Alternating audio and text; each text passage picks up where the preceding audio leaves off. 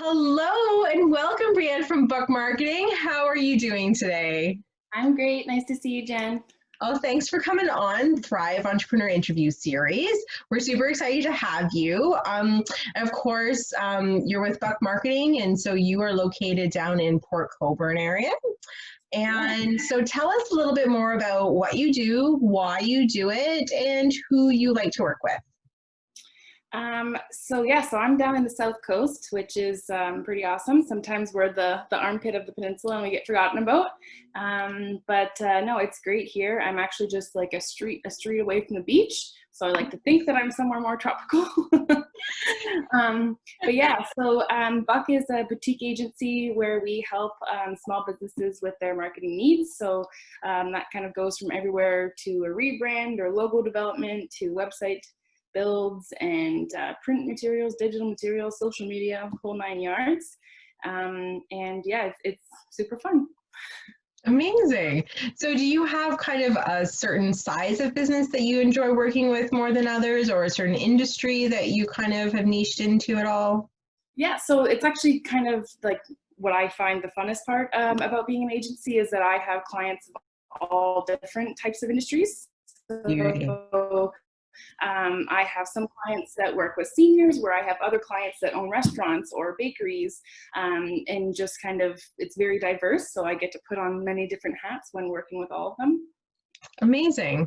So with such a diverse client base, I'm sure that you're seeing kind of all spectrums of business being affected with current circumstances. Yeah, absolutely. Some might need you more than ever. Some might be like, no, we're good. Uh, so what kinds of changes have you seen in your business as a result of COVID and everything that's happening right now in the world? I think it makes us really rethink our brick and mortar stores. Apart from owning and operating Buck, I'm also a brand marketing coordinator with Andrew Peller. So we have an office that I used to report to once a week out of Oakville. So I think that in a time like this, we do really get to rethink whether that's necessary, whether the drive and losing those commuting hours and all of that is kind of really worth it at the end of the day.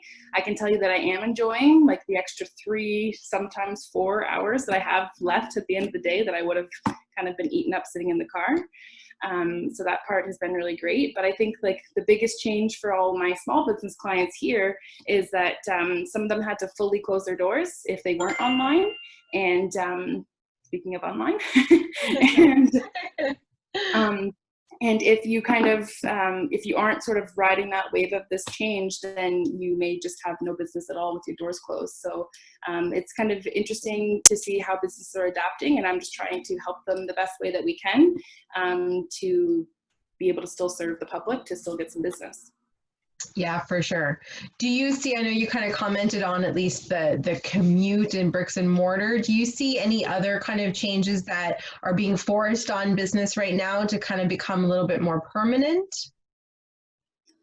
I think that there are some permanent measures when it comes to online. Like I know even from my own, like I like to shop as local as I possibly can. So even from some of my favorite shops downtown, places that have never had online stores before, now that's their only option. So, and I think that with reopening and maybe having the social distance grouping and keeping it to a certain amount of customers per store, that they're still seeing, if they open up the floor traffic, that there's still a lot of people that prefer to shop online. Like I can tell you myself personally, I'm totally your digital girl. I get sucked into all of those ads. Just as much as I'm promoting them. So like even before COVID, I would never waste my time in a grocery store. I'm that person that pulls up, hops the trunk, and I'm on my way. I don't have time to walk around for hours. So I think that one of those things that if people kind of aren't jumping on that digital bandwagon, it's going to kind of become our new future. Yeah, no, I agree with that only because of how much I'm loving curbside pickup. Yeah. And the convenience of that, even like the garden center curbside pickup, I'm like, I don't need to wander through and try and determine what flower I want or whatever.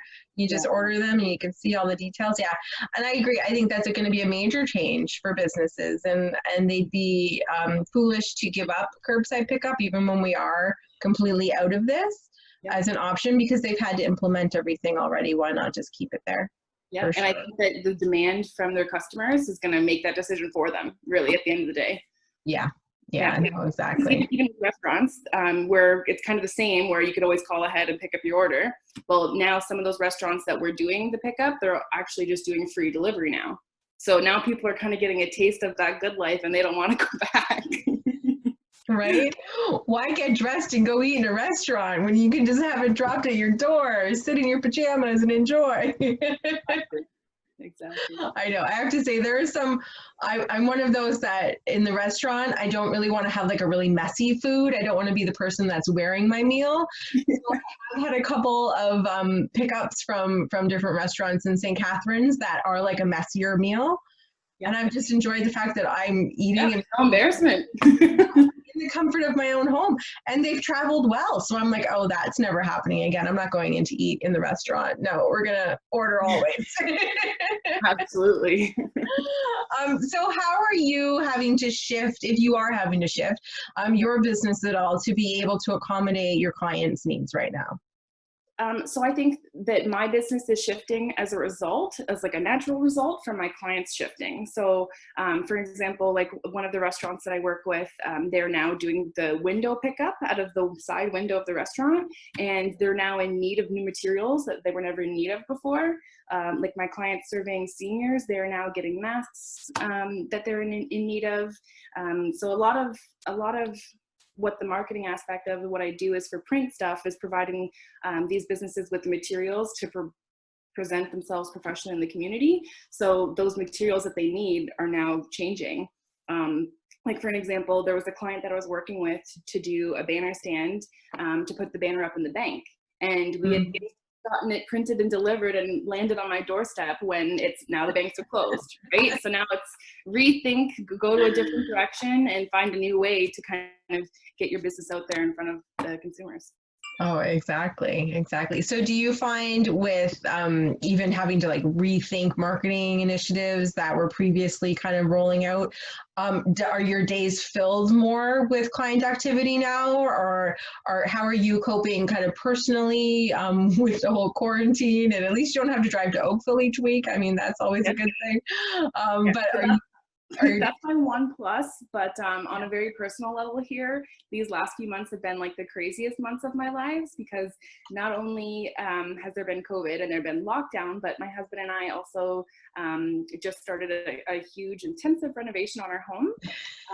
So one of the good parts about that is that it allowed me to have a brand new buck office, which this is my new wall. And that's kind of the sneak peek that you get. But so having this new office is great, but that meant that for what was supposed to be about an 8-week renovation turned into 4 months.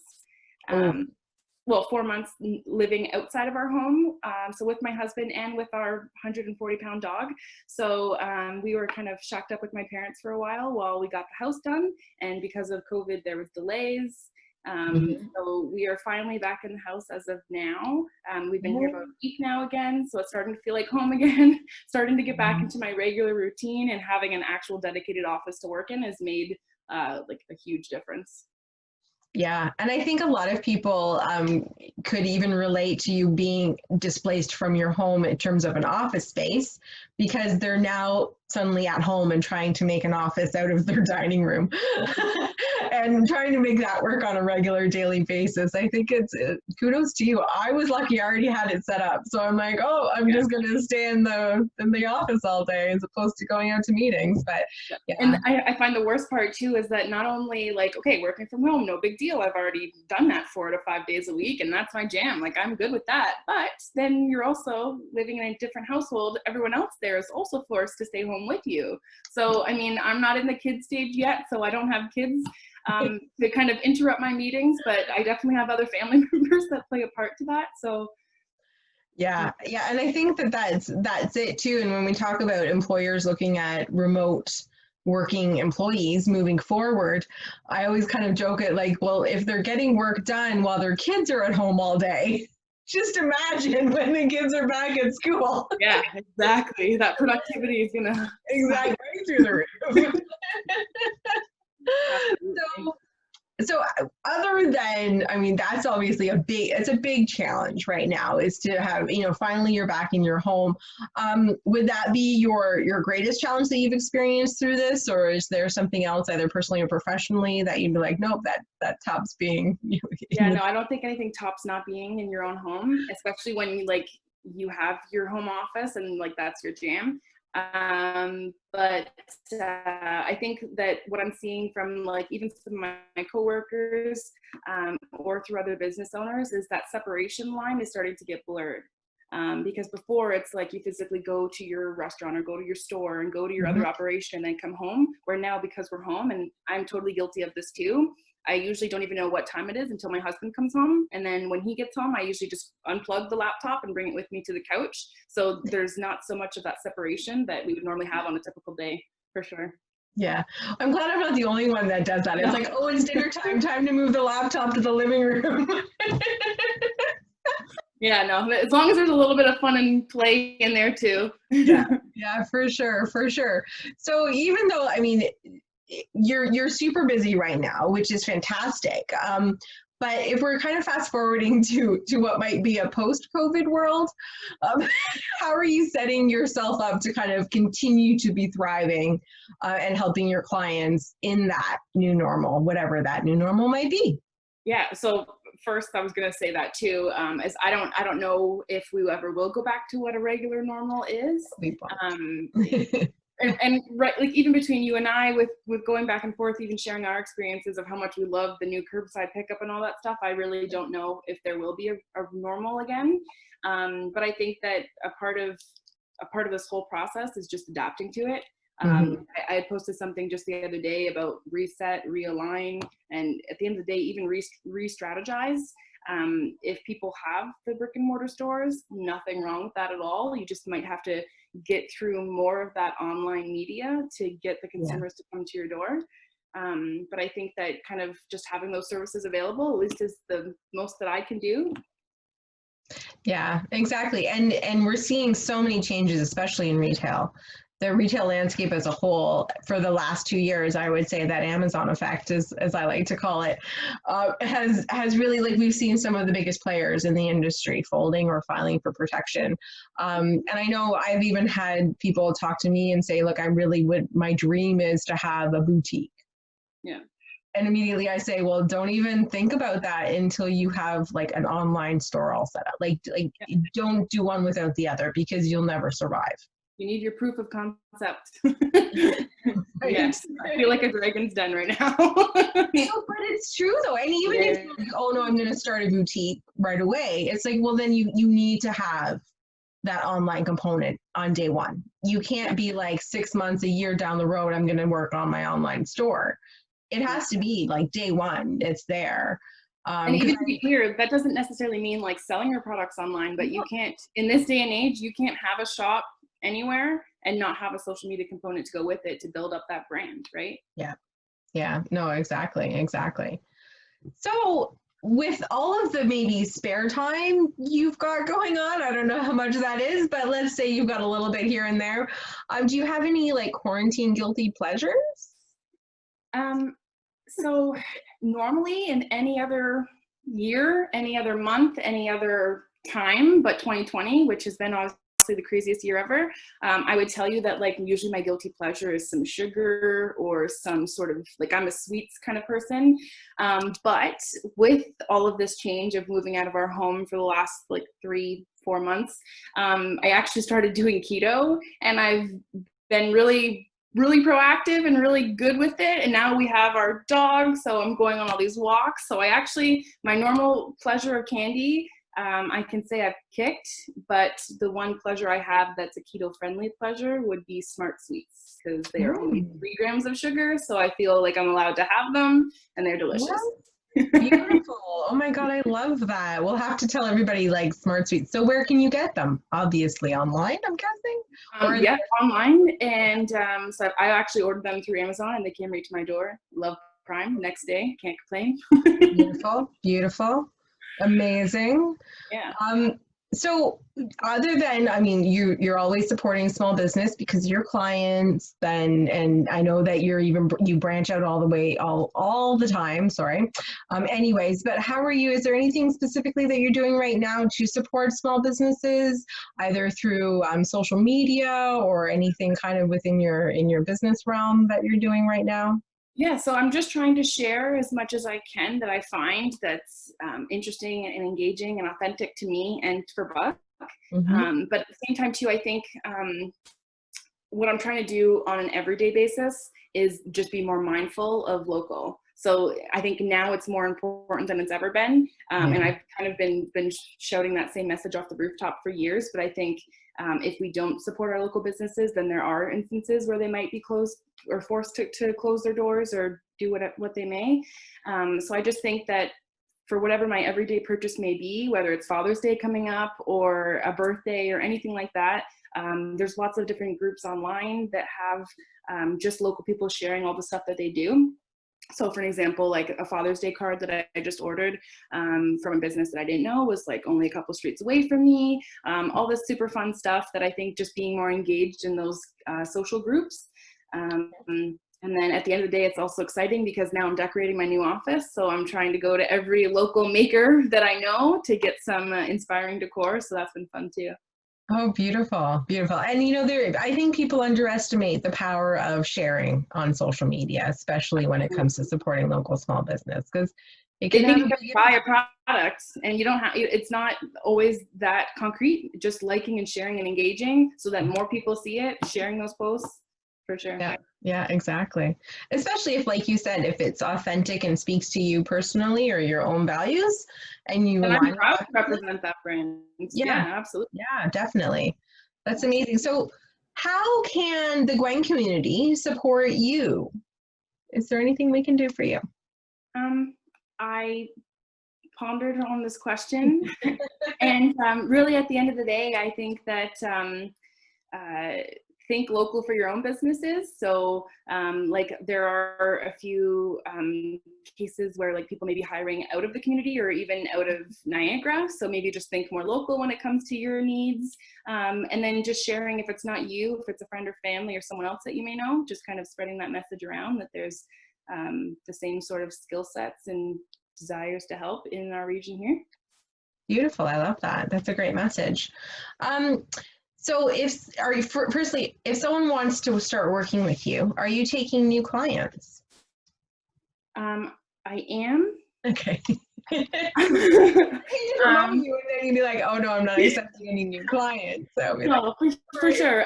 So one of the kind of the very sort of dynamic aspects of having an agency is that I get to pull resources wherever they're needed. So if I need to add another designer onto the team or pull in an expert in certain areas, then I'm happy to do so. Like for an example, right now we have a client that's in need of some photography for their business. So pulling in some local photographers, I'd like to be able to collaborate and kind of share that client around. So however I can help, I'll definitely make those connections. amazing.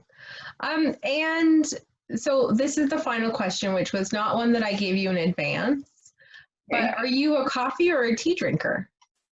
So I hate tea. I wish that I liked it. I've sat there Okay, and tried to force myself and tell myself to drink it, but I that's just okay. can't.